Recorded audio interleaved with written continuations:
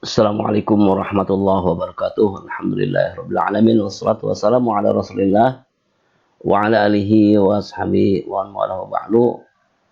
Alhamdulillah pada kesempatan ini kita bertemu lagi dengan materi pelajaran Tsaqafah Islamiyah. Mudah-mudahan semuanya sehat walafiat ya. Mudah-mudahan tetap antum bisa belajar dengan baik. Baiklah, kita akan mulai dengan membaca basmalah. Bismillahirrahmanirrahim. Rabbi zidni ilman nafi'ah warzuqni fahman wasi'ah wa quwwatan fidz dzakirah wa alhiqni bis solihin birahmatika ya arhamar rahimin. Rabbi ighfirli wa liwalidayya warhamhuma kama rabbayani shaghira. Allahumma inna na'udzubika minal barasi wal juddami wal jununi wasail asqam.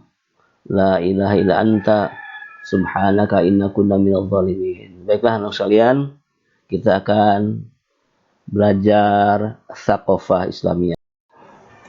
Baik, kita akan mengulang dulu materi yang lalu yang pernah disampaikan,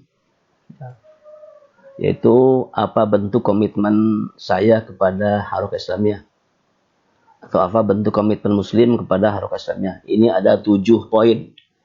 Sekali lagi, bentuk komitmen muslim kepada Harakah Islamiyah ini ada 7.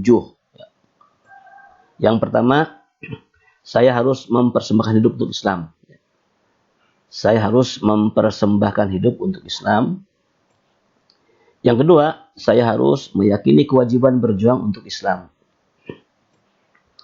Yang ketiga, saya harus memahami Harakah Islamiyah, tugasnya, karakteristiknya, dan bekalnya. Jadi yang ketiga, saya harus memahami bekal Harakah Islamiyah, tugas Harakah Islamiyah, dan karakteristik Harakah Islamiyah. Yang keempat, saya harus memahami lika-liku perjuangan Islam dan alasan harus memilih Harakah Islamiyah. Yang keempat, saya harus memahami lika-liku perjuangan Islam dan alasan harus memilih Harakah Islamiyah. Yang kelima, saya harus memahami dimensi-dimensi dalam berkomitmen kepada Harakah Islamiyah. Yang kelima, saya harus memahami dimensi-dimensi dalam berkomitmen kepada Harakah Islamiyah. Yang keenam, saya harus memahami pilar-pilar perjuangan Islam. Yang keenam, saya harus memahami pilar-pilar perjuangan Islam. Dan yang terakhir, yang ketujuh, saya harus memahami syarat-syarat baiat dan syarat keanggotaan. Yang ketujuh, saya harus memahami syarat-syarat baiat dan syarat keanggotaan. Inilah 7 poin komitmen muslim kepada Harakah Islamiyah. Sengaja Ustadz kasih warna merah. Ini sebagai kata kunci atau passwordnya ya. Jadi yang 7 itu, 1, mempersembahkan hidup. Yang kedua, kewajiban berjuang. Yang ketiga, Harakah Islamiyah, tugas, karakteristik, dan bekalnya. Yang keempat, lika-liku perjuangan Islam. Yang kelima, dimensi-dimensi dalam berkomitmen. Yang keenam, pilar-pilar perjuangan. Dan yang terakhir, syarat baiat dan keanggotaan. Tolong 7 ini harus difahami dan diingat-ingat. Insya Allah Ustaz berikan satu soal di sini. Baik. Yang pertama, saya harus mempersembahkan hidup untuk Islam. Ini ada 3 poin ya. Jadi saya harus mempersembahkan hidup untuk Islam. Itu ada 3 poin. Poin yang pertama, sikap manusia dalam menghadapi hidup. Ya, ini ada 3 kan, masih ingat kan? Pertama ada ad-dahriyun, al-an'am, dan al-mu'minun. Ya. Ad-dahriyun orang yang mengejar dunia, al-an'am orang yang tidak jelas, dan al-mu'min orang yang menjadikan dunia sebagai ladang di akhirat. Yang kedua, cara mengabdikan hidup untuk Islam. Ya. Ini ada 5 poin ya. Silahkan dibaca ulang ya, cara mengabdikan hidup untuk Islam ada 5 poin. Dan yang ketiga, karakter manusia yang mengabdikan hidup untuk Islam ada 4 poin. Jadi saya harus mempersembahkan hidup untuk Islam ini ada 3, 5, 4. Berikutnya, yaitu yang kedua, saya harus meyakini kewajiban berjuang untuk Islam ya. Jadi yang kedua, saya harus meyakini kewajiban berjuang untuk Islam. Jadi berjuang itu wajib ya. Kenapa wajib? Ya, memang satu hal yang harus kita lakukan sebagai seorang muslim. Yang pernah wajib berjuang dari sisi prinsip ya. Prinsip hidup muslim itu dari mukallaf, sudah balik itu berjuang adalah wajib ya secara prinsipnya ya. Yang kedua wajib berjuang dari sisi hukum ya. Apa hukumnya berjuang? Ya wajib ya. Jadi berjuang itu wajib. Kenapa? Karena hukumnya juga wajib. Prinsip muslim juga harus berjuang. Yang ketiga wajib berjuang secara darurat ya. Kalau lihat kita kondisi muslim dan Islam saat ini itu sangat darurat sekali ya. Islam termarginalkan, Islam terhinakan, muslim juga demikian. Maka kita ya harus memperjuangkan hal tersebut ya. Yang keempat wajib dalam skala individu dan kolektif. Jadi wajibnya baik pribadi ataupun kelompok. Kenapa? Ya karena memang perjuangan Islam itu ya bukan hal yang ringan, berat ya. Dan Rasulullah SAW dalam menghadapi masyarakat jahiliyah, perilaku jahiliyah itu ya tidak sendirian, tapi berbareng. Ya, jadi sekali lagi ya kita wajib berjuang itu skala individu ataupun skala kolektif. Yang kelima, orang yang berjuang atau orang yang berjihad hakikatnya itu berjuang untuk kebaikan dirinya sendiri ya. Jadi sekali kalau antum berjuang dan kita berjuang, kita berjihad itu sebetulnya kebaikan pahalanya untuk kita sendiri bukan untuk orang lain ya. Inilah 5 poin saya harus meyakini kewajiban berjuang untuk Islam. Baik. Ya, sekarang materi yang ketiga ya. Yaitu saya harus memahami tugas, bekal, dan karakteristik Harakah Islamiyah. Diulangi lagi, materi kita adalah saya harus memahami tugas Harakah Islamiyah, bekal Harakah Islamiyah, dan karakteristik Harakah Islam. Baik, apa sih tugas Harakah Islamiyah, bekal, dan karakteristiknya? Ya, kita awal dari tugas ya.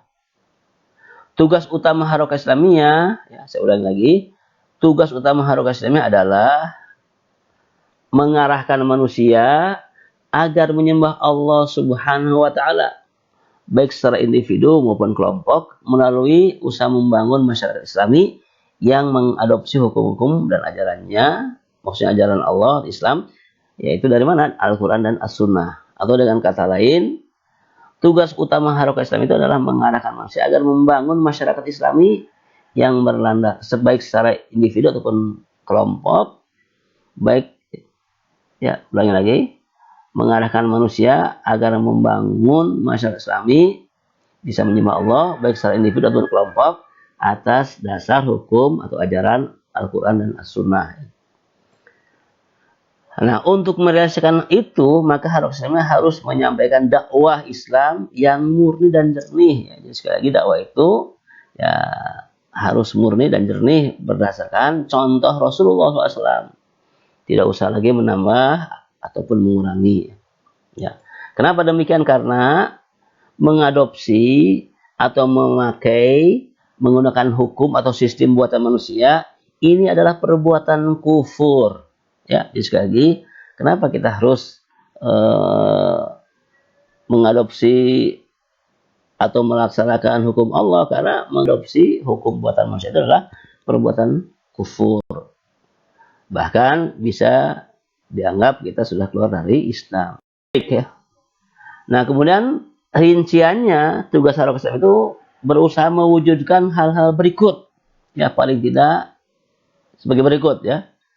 Yang pertama, mewujudkan sistem pemerintahan internal atau sistem pemerintahan dalam negeri. Ini sesuai dengan perintah Allah dalam Al-Quran surat Al-Maidah ayat 49. Allah berfirman, "A'udzubillahi minasyaitonirrajim. Wa nihkum bainahum bima anzalallah wa la tattabi' ahwa'ahum wahdharhum." Ya, wahdharhum ya. Ayaftinuka an ba'di ma anzalallah ilaik. Fa in tawallaw fa'lam annama yuridullahu ayyusibahum bi ba'di dhunubihim wa inna katsiran minan nasi lafasiqun. Ini Allah berfirman dalam surat Al-Maidah bahwa kita harus melakukan hukum, aturan di antara kita, internal kita itu dengan apa yang telah Allah turunkan. Jangan sampai mengikuti hawa nafsu, ya, aturan manusia. Ya. Karena itu akan menjadikan fitnah. Ya. Yang kedua, membangun sistem hubungan internasional. Ini sesuai dengan Quran surat Al-Baqarah ayat 143.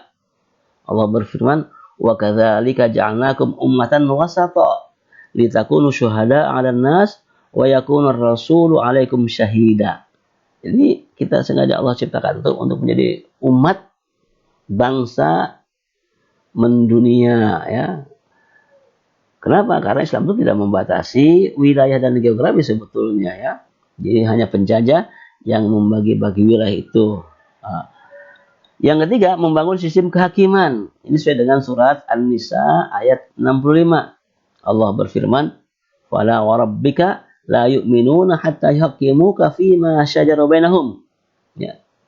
Tsumma la yajidu fi anfusihim harajan mimma qadaita wa yusallimu taslima. Jadi kalau ada hal-hal yang harus kita atur, yang harus kita putuskan itu harus berdasarkan aturan Allah ya. Makanya kalau orang-orang yang menghukumi sesuatu, mengatur aturan sesuatu bukan hukum Allah, itu Allah menyatakan la yu'minun ya. Jadi tidak dianggap beriman ya. Sekali lagi, bahwa orang yang mengaku muslim konsekuensinya harus membuat aturan-aturan Allah Subhanahu wa taala, apalagi masalah hukum ya, hakim. Yang keempat, harus membangun sistem pertahanan dan kemiliteran. Ini sesuai dengan surat At-Taubah ayat 41. Allah berfirman, "Infiru khifafan wa thiqalan wajahidu bi amwalikum wa anfusikum fi sabilillah. Dzalikum khairul lakum in kuntum ta'lamun."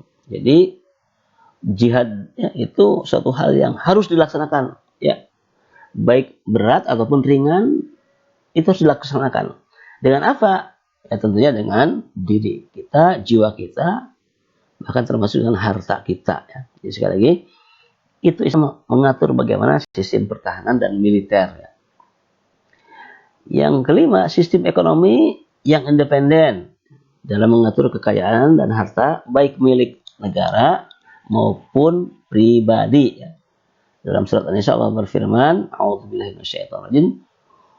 Wa la tu'tus sufaha'a amwalakum allati ja'alallahu lakum qiyama warzuquhum fiha waqsuhum wa qulu lahum qawlan ma'rufa." Jadi Allah itu berfirman, hati-hati jangan menyerahkan harta-harta kalian kepada orang yang bodoh, orang ghafal, orang jahil ya.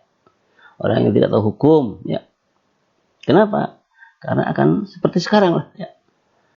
Tidak tahu hukum Islam, tidak tahu hukum ekonomi, makanya akan terjadi kebangkrutan. Maka Islam juga mengatur ya. Mengatur bagaimana seharusnya negara itu mengelola harta milik perorangan atau milik negara. Baik, yang keenam, mengatur sistem pendidikan, tentunya yang mengurangi kebodohan. Ini dalam Al-Quran surat yang pertama ya. Sebetulnya ini sampai ayat keempat ya. Apa? Allah berfirman, "Iqra bismi rabbikal ladzi khalaq." Ini perintah, baca ya, baca. Membaca adalah salah satu cara belajar ya. Yang ketujuh, sistem keluarga dan rumah tangga. Jadi Islam itu harus mengatur bagaimana sistem keluarga, pernikahan dan perceraian diatur dengan Islam. Termasuk rumah tangga, setelah mengarungi masalah rumah tangga, itu Islam mengatur ya, bagaimana melaksanakan hak dan kewajiban seorang suami terhadap istrinya atau seorang istri kepada suaminya. Termasuknya orang tua terhadap anaknya dan sebaliknya anaknya pada orang tuanya. Apa dalil Allah? Allah berfirman, "Ya ayyuhalladzina amanu qu anfusakum wa ahlikum nar." Jadi kita harus menjaga diri dan keluarga dari apa? Dari siksa neraka. Jangan sampai kita melakukan perbuatan-perbuatan yang punya dampak kepada disiksanya kita di neraka.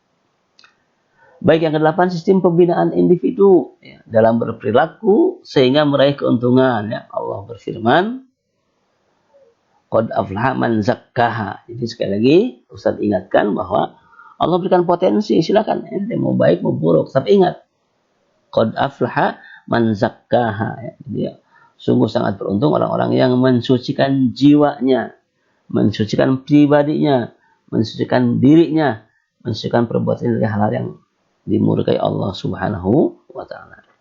Yang kesembilan, semangat umum. Ya, jadi Harokah itu harus membangun semangat umum yang mencakup setiap lapisan umat, baik pemerintah maupun rakyat. Jadi tidak malas ya. Alhamdulillah ya. Ada negara-negara yang sudah maju itu mayoritas bangsanya itu tidak menjadi bangsa yang malas ya.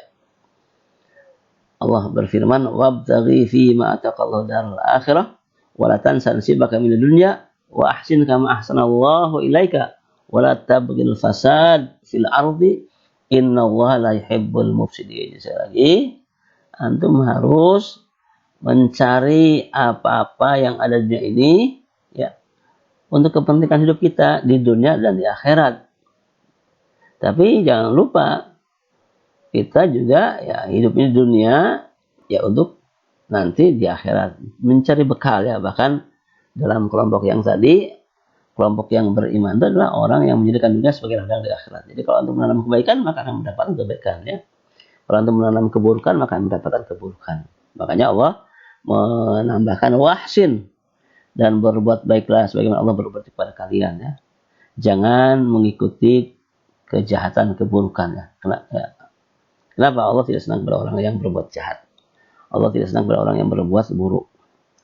Yang ke-10, nah intinya bahwa harus Islam itu bagaimana agar membangun individu muslim, membangun keluarga muslim, membangun bangsa muslim, membangun pemerintah muslim, membangun negara yang memimpin negara-negara Islam lainnya. Inilah, sekali lagi, tugas harus Islam itu bagaimana mengarahkan manusia agar membangun masyarakat Islami, ya, baik secara individu ataupun secara kelompok, tentunya dengan berdasarkan aturan Allah, agama Allah, yaitu Al-Quran dan As-Sunnah. Baik, berikutnya karakteristik prinsip Harakah Islamiyah. Ya. Apa karakteristiknya Harakah Islamiyah? Yang pertama adalah Rabbaniyah. Rabbaniyah itu berasal dari kata Rabb, ya. Allah, Tuhan, Allah ya. Yaitu semua aturan, hukum, akhlak, perilaku, pemikiran Harakah Islamiyah harus berasal dari agama Allah Subhanahu wa taala. Jadi jangan sampai mengambil dari aturan manusia, jangan sampai mengambil dari budaya manusia, tidak. Dan ingat, berdakwahnya itu Harakah Islamiyah hanya untuk Allah semata. Bukan untuk perorangan, bukan untuk individu, bukan untuk aktivis. Inilah yang dimaksud dengan Rabbaniyah. Jadi semua aturan perilaku itu harus berdasarkan Allah Subhanahu, aturan Allah Subhanahu wa taala. Yang kedua, independen. Apa sih maksudnya independen itu? Independen itu sepertinya mandiri ya kalau bahasa Indonesianya. Yaitu adalah Harakah Islam itu harus berasal dari kondisi nyata masyarakat muslim ya. Jadi dari orang-orang muslim itu ya. Bukan dari mengambil dari sistem barat ataupun sistem timur ya. Karena terus terang saja kadang-kadang kita silau dengan kemajuan barat dan timur, padahal Islam itu agama yang sungguh sangat mulia karena pencipta juga yang maha mulia ya. Makanya kalau muslim meninggalkan Quran itu ya akan menjadi kemunduran. Baik, yang ketiga adalah modern ya. Modern itu caranya ya. Kenapa? Karena terus terang saja syariat Allah, agama Allah atau Islam dalam menghadapi persoalan manusia itu lebih mampu dan lebih maju dibanding dengan aturan buatan manusia. Yang sungguh aturan manusia itu ya sangat lemah dan terbatas ya. Kenapa? Karena tidak tahu masa depan ya. Contoh kita hari ini ya. Hari Sabtu, tahu nggak apa yang terjadi hari Ahad besok? Ya? Nggak tahu kan? Jangankan hari Ahad. Jam 10 nanti apa yang akan terjadi Allah alam. Tapi Allah sudah tahu, maka aturan-aturan yang Allah buat itu pasti untuk menyesuaikan dengan kondisi kapanpun, dimanapun. Insya Allah Islam itu bisa cocok ditempatkan di mana saja. Ya. Yang keempat, komprehensif, ya, menyeluruh. Ya. Apa maksudnya? Yaitu bahwa dakwah itu tidak terbatas untuk memperbaiki satu aspek kehidupan saja. Ya, memperbaiki akidah saja nggak bisa, memperbaiki ibadah saja, memperbaiki akhlak saja, memperbaiki negara tidak, tapi harus seluruh aspek kehidupan itu harus kita perbaiki ya. Maka sekali lagi ya banyak ya harakah-harakah yang memperbaikinya hanya satu bidang saja, kadang-kadang hanya akidah saja. Sementara yang lain tidak, ada ibadah saja, ada yang masalah negara saja. Tapi yang ideal itu adalah harokah yang memperbaiki seluruh aspek kehidupan manusia, ya. Dari mulai tidur sampai bangun kembali. Itulah yang disebut dengan komprehensif. Dan yang kelima, mohon maaf, menghindari khilafiyah dalam masalah fikih. Jadi sekali lagi, dalam fikih itu ada usul, ada furu. Usul itu adalah dasar, itu dasar insya Allah tidak akan ada perbedaan. Tapi kalau furu, cabang dalam fikih ini banyak perbedaan. Oleh karena itu, harokah Islamiyah itu jangan sampai berkutat dalam hal-hal, mengkaji dalam hal yang furu. Kenapa? Karena bab furu ini, masalah khilafiyah ini, suatu hal yang niscaya dan pasti terjadi. Maka harokah Islamiyah lebih mengutamakan upaya bagaimana mempersatukan umat.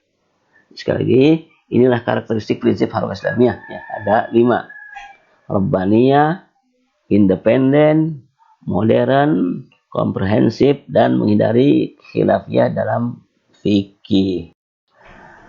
Baik, berikutnya karakteristik pergerakan. Ya. Apa saja ini? Ya, jadi karakteristik pergerakan yang pertama, jauh dari kendali penguasa dan politisi. Ya. Ya. Sengaja Ustaz kasih merah sekali lagi untuk mengingat sebagai kata kunci. Yang kedua, bertahap. Jadi pergerakan itu harus bertahap. Bagaimana bertahap itu? Pertama, ta'rif, itu pengenalan tentang Islam. Yang kedua, takwin, pembinaan. Dan yang ketiga adalah tanfid, pelaksanaan. Ya. Jadi karakteristik pergerakan itu ya harus bertahap dalam dakwahnya. Jadi mulai ta'rif, takwin, dan tanfid. Tidak boleh dibalik ya. Pelaksanaan dulu, baru pembinaan, baru pengenalan. Nggak bisa. Jadi harus bertahap seperti yang disampaikan tadi ya. Baik, yang ketiga lebih banyak beramal dan berkarya daripada melakukan propaganda dan publikasi. Ya kadang-kadang ada pergerakan-pergerakan yang banyak ya kampanyenya saja, omongnya saja, atau dalam istilah orang lain itu NATO, no action, talk only, ya omong doang. Tapi kita harus lebih banyak pada berkarya. Dan yang keempat, taktik bernafas panjang. Kenapa? Karena dakwah ini ya tidak bisa ditentukan oleh umur manusia, tidak bisa ditentukan dengan periode jabatan, tapi sampai akhir hayat kita ya. Makanya kita harus bagaimana mengatur nafas kita agar panjang hidup ini ya. Maksudnya hidup dalam berdakwah. Yang kelima, terbuka dalam aktivitas dan tertutup dalam strategi. Artinya untuk dakwahnya itu terbuka materi-materi, tapi untuk mengatur strategi, mengatur organisasi itu tidak boleh terbuka, tapi harus tertutup. Kenapa? Karena bisa jadi orang-orang yang membenci kita setelah tahu kita sedang membentuk organisasi, sedang menyusun, ya belum apa sudah dibubarkan. Demikian ya. Dan yang terakhir, yang keenam, uzlah secara maknawi. Ya, uzlah itu meninggalkan hal-hal yang tidak dapat dari Allah, meninggalkan hal yang tidak sesuai dengan aturan Allah. Maaf, bukan terakhir ya. Yang terakhir adalah ya, tidak menghalalkan segala cara. Ya, jadi sekali lagi, dalam mencapai tujuan itu tidak menghalalkan segala cara. Inilah 7 karakteristik pergerakan. Saya ulangi lagi. Pertama, jauh dari kendali penguasa dan politisi. Yang kedua, bertahap. Yang ketiga, lebih banyak beramal dan berkarya daripada melakukan propaganda dan publikasi. Yang keempat, taktik bernafas panjang. Yang kelima, terbuka dalam aktivitas dan tertutup dalam strategi. Yang keenam, uzlah secara manawi bukan jasadi. Dan yang ketujuh, tidak menghalalkan segala cara untuk mencapai tujuan. Apa sih yang dimaksud dengan tidak menghalalkan segala cara? Ya. Yang pertama, berbuat kebenaran itu tidak boleh dilakukan dengan cara-cara yang batil. Antum mau menolong teman karena ada nyamuk di jidatnya. Kemudian antum mengusir nyamuknya dengan bambu tongkat pramuka. Dipukulkan. Akhirnya nyamuk nggak kena, malah benjol teman antum ya. Jadi kita juga demikian dalam berdakwah. Ya. Dalam berbuat kebenaran itu tidak boleh dilaksanakan dengan cara yang batil. Contohnya antum ingin berjihad, ingin berinfak, tapi infak atau uang yang antum dapatkan bukan dari hasil jerih payah sendiri, tapi dari hasil menipu atau pencuri. Ini salah, nggak bisa ya.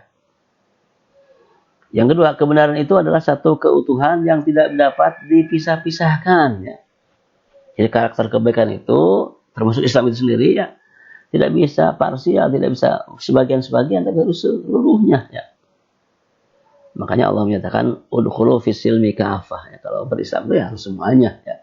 Jangan dipilih yang senang, yang dipilih yang gampang, ya, yang susahnya nggak dikerjakan. Yang ketiga, kebenaran harus diperjuangkan, tentunya dengan kekuatan dan pengorbanan apapun. Jadi sekali lagi, sekalipun Islam itu benar, tapi harus kita perjuangkan. Ya. Tidak bisa tanpa perjuangan kita. Yang keempat, orang yang memperjuangkan itu, ya, dalam memperjuangkan kebenaran harus sadar dan waspada serta menjaga diri. Kenapa? Karena dalam perjuangan kan ada pernak-perniknya, kan ada gangguannya, dan tentunya setelah mendapatkan ujian, ya tetap bertegang teguh kepada Al-Quran dan As-Sunnah. Ya. Jadi sekali lagi, orang yang memperjuangkan kebenaran itu ya harus sadar dan waspada serta hati-hati. Ya. Kenapa? Karena akan mendapatkan ujian, paling tidak secara umum ya akan mendapat ujian tentang penawaran harta, penawaran jabatan, dan penawaran wanita, sehingga ya antum ditawari agar antum tidak berdakwah atau tidak berjuang. Ya. Makanya Rasulullah SAW dulu memberikan contoh pada kita, beliau juga ditawari 3 hal tadi ya. Tapi Rasulullah SAW menolaknya, bahkan dia menyatakan, wallahi ya ami, wallahi ya bawanku, andai kata mereka naruh bulan dan matahari di tanganku ya, untuk meninggalkan aku berdakwah, aku tidak mau, tetap aku akan berdakwah. Ya. Sampai Allah menentukan yang lain. Kemudian yang kelima, kebenaran itu segala sesuatu yang dinyatakan oleh syariat, bukan oleh manusia. Jadi indikator kebenaran itu adalah produk Allah Subhanahu wa taala, aturan Allah Subhanahu wa taala ya. Jadi bukan aturan atau kebijakan manusia. Baik, berikutnya bekal harokah Islamiyah ya. Jadi harokah Islamiyah itu apa sih bekalnya? Tentunya yang pertama, memiliki keimanan yang sangat kuat ya kepada dan abadi kepada Allah Subhanahu wa taala, berikut pertolongan dan dukungannya. Jadi harus yakin ya, dengan sesungguhnya iman yang kuat kepada Allah ya, dan pertolongan Allah, dukungan Allah. Jadi sekali kalau kita menolong aturan Allah, menolong agama, maka Allah akan menolong kita. Itu harus dijadikan keyakinan ya seorang aktivis dakwah. Yang kedua, memiliki keimanan yang mendalam kepada manhaj, berikut keistimewaan dan relevansinya. Jadi kalau manhaj kita dalam dakwah ini, etika atau aturan kurikulum dakwah ini seperti ini yang kita yakini, ya terus diyakini. Jangan sampai antum ragu terhadap manhaj dakwah itu. Yang ketiga, memiliki keimanan yang mendalam kepada ukhuwah, berikut hak dan kesuciannya. Jadi dalam berdakwah itu ukhuwah juga harus dijaga. Hak dan kewajiban terhadap saudara kita juga harus dijaga dan dilaksanakan. Yang keempat, memiliki keimanan yang mendalam kepada balasan, berikut keagungan dan jumlahnya. Jadi sekali lagi, kita berbuat sekecil apapun perbuatan kita akan Allah balas ya. Kebaikan akan dibalas dengan kebaikan, keburukan akan dibalas dengan keburukannya. Mithqala dzarratin syarran yarah, khairan yarah. Jadi perbuatan seperti sebesar atom itu akan Allah pertimbangkan dan perhitungkan, baik ataupun buruk. Yang kelima, percaya dengan diri sendiri. Kenapa? Karena mereka merupakan jamaah yang ditakdirkan untuk menyelamatkan dunia. Nah, inilah, coba kita lihat bagaimana saudara-saudara kita di Gaza, di Palestina, bagaimana dia percaya diri sampai mereka mampu mengusir penjajah dari bumi Gaza ya, padahal sedikit ya wilayahnya dan sedikit masyarakatnya. Tapi kalau mereka punya keyakinan dan percaya diri, maka orang-orang Yahudi banyak yang lari tunggang langgang. Dan yang kelima, tentunya inilah bekal utama harokah adalah jihad. Karena dakwah itu harus ada dukungan jihad dan pengorbanan. Tanpa berkorban, tanpa berjihad, maka tidak berarti dakwah kita. Ya berarti kita malas-malasan ya. Diulang lagi, bekal harokah Islam itu ada 6. Boleh saya simpulkan, itu yang ada warna merah. Yang pertama Allah, manhaj, ukhuwah, balasan, percaya diri, dan jihad ya. Jadi diulangi lagi, harokah Islam itu bekalnya memiliki keimanan. Mana? 1 Allah, 2 manhaj, 3 ukhuwah, 4 balasan, 5 percaya diri, dan 6 jihad. Baik, Demikian yang bisa disampaikan untuk kali ini. Semoga bisa dipahami dengan sebaik-baiknya. Tolong dibaca ulang ya. Nanti mudah-mudahan tidak waktu lama kita akan bertemu ya. Insyaallah kita belajar tidak sampai 2 bulan lagi ya. Karena di akhir Maret itu sudah ada ujian akhir tahun.